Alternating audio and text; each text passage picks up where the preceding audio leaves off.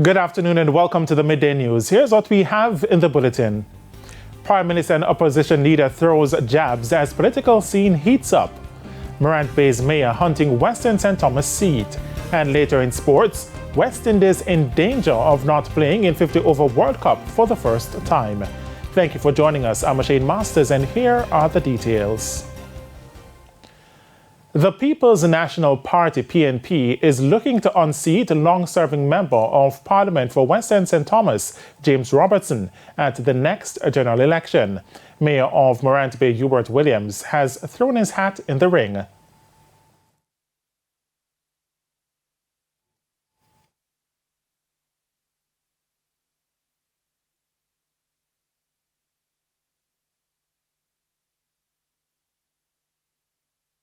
When I become the Member of Parliament of Western St. Thomas, all our people who is willing to work, who is willing to bend their backs and work, I will put the policy in place that they will make money, bricks from bricks from bricks. We will do it. This country, this parish have gave me so much. And it's time for me to give back this parish. And leadership at this moment is at great demand in this parish because, again, our present Member of Parliament have failed us so much. Speaking at the Western St. Thomas Divisional Conference last evening, Mr. Williams says Mr. Robertson, who has held the seat since 2002, has failed in addressing the affairs of the people of his constituency. Of note was a lack of electricity at the Ailess Valley All-Age School in the parish where the meeting was being held.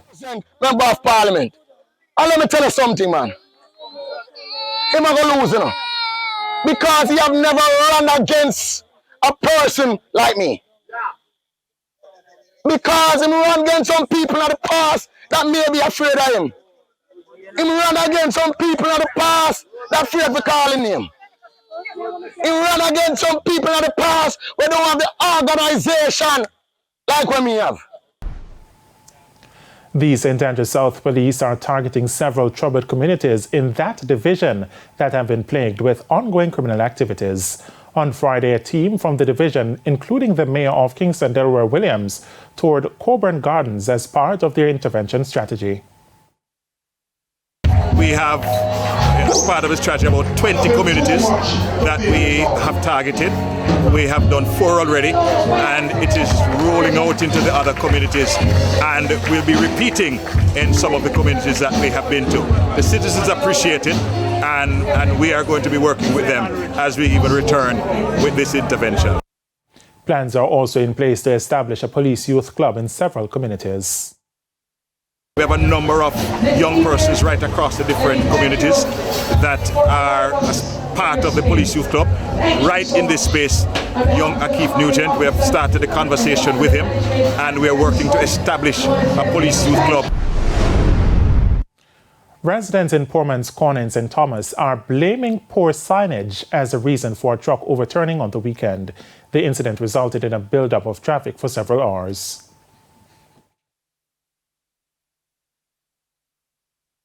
You know, sir, them not have no sign right there, sir, and the truck man don't see the hole where right there, sir. You understand? And the place soft, and the truck man just go down in the hole and turn over. You understand me? So who you can blame right here now? Now, one resident says because of the poor road conditions, it was almost impossible for the crash to be avoided.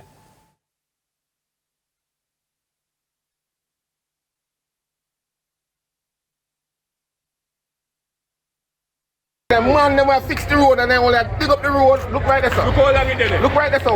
One hole right there, sir. So one right there, sir. And one down the road there, sir. And one further down the road there, sir. That's what the main road now go and go. You understand me? So you have to blame the contractor that for this one now. Still in St. Thomas, the Destination Assurance Framework and Strategy being developed by the Ministry of Tourism will enhance the tourism development in the parish. That's according to Tourism Minister Edmund Bartlett. He made the comments during a recent consultation in the parish.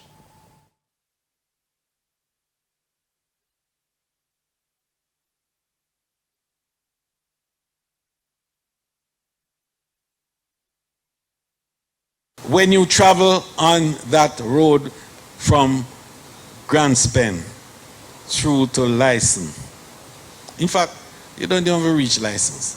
Just stop at Roselle, and you would see the effect of those mountains rising up and creating a gap for a vista, which gives you a sort of feeling that the skies and the seas have merged, and it's one view. Now, that's not visible anywhere else in Jamaica. Mr. Bartlett said these type of assets will attract investors, especially in real estate development. Is that the Jamaicans have started to invest in the area. And the first one is $1 billion investment for real estate right in that area there. And I'm excited about it, and I want more Jamaicans to invest, and that's what we want to do. This new tourism development for St. Thomas, I want it to be highlighted by Jamaican investment in the real estate development in the area. And it's time for a break here on the Midday News, but stay with us for more stories when we return.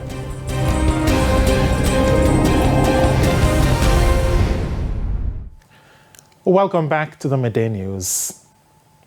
From salary increases to the state of education, political leaders from the two major parties took to the platform over the weekend, throwing jabs and criticizing each other on several matters. Yet another indication that the political temperature is rising. More in this report. He's a proud man, you know. I don't like people tell lie for me.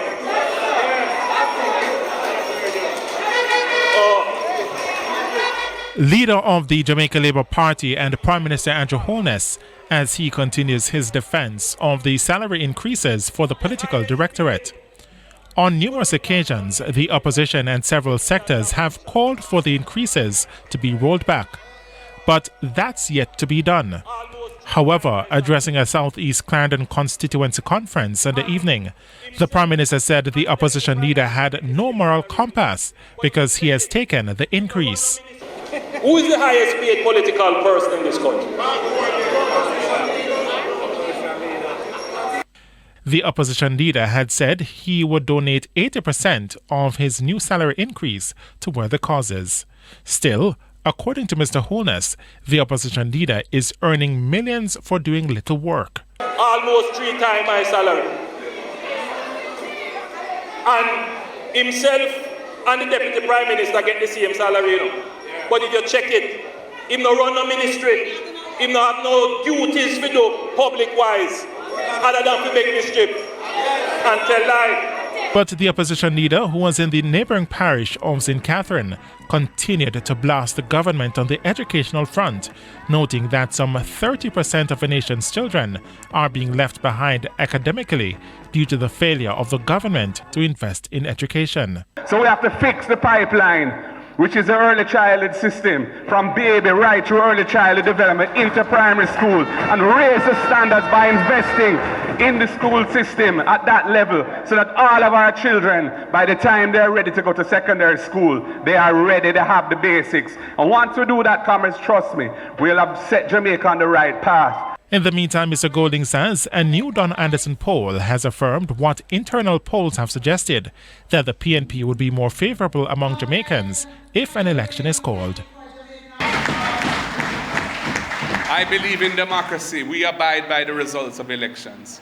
And we are confident with the way this country is being run now and how the people of Jamaica are revolting against this government and rejecting the corruption and the mismanagement and the lack of care for the ordinary Jamaican people.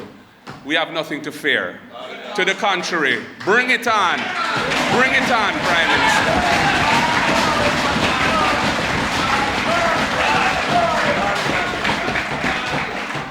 And you know, comrades, my confidence in saying those words is borne out by the recent scientific opinion poll that we commissioned from Mr. Don Anderson's company. And it has affirmed the continuation of the trend. And it's now time for the Business Minute. The government is looking to boost onion production. According to the Ministry of Agriculture and Fisheries, for the 2022-23 fall season, 4,750 tons of onions were harvested. Minister of State Franklin Witter says there has also been a 15 to 20% increase in productivity this year over last year. He says onion farmers in St. Thomas have shifted from the traditional method of planting 4 pounds per acre to cultivating 6 to 8 pounds. He says this has resulted in some farmers harvesting up to 45,000 pounds per acre. Further afield, PwC Australia says it will sell its government business for $1 Australian after a scandal over the misuse of confidential government tax plans. The accounting giant has also announced the appointment of a new chief executive in the country. PwC Australia said in a statement that the move will allow the firm to move forward with predictability and focus. In January, it emerged that a former PwC Australia partner had leaked the classified information. And that's it for the Business Minute. I'm Hal Shane Burke. Time now for the top regional and international stories.